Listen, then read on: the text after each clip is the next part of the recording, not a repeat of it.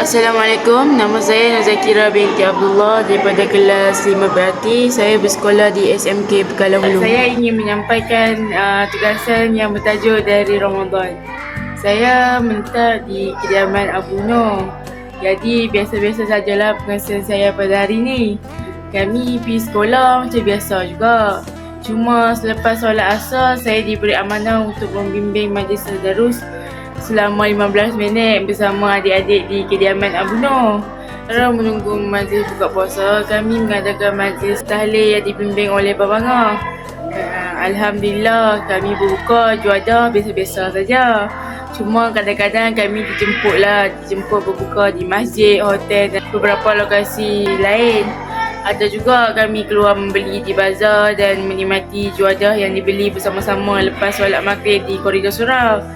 Terawih pula kami cuma buat 8 je, tapi memang terasa semangat Ramadan tu bersama-sama. Allahumma salli ala Sayyidina Muhammad.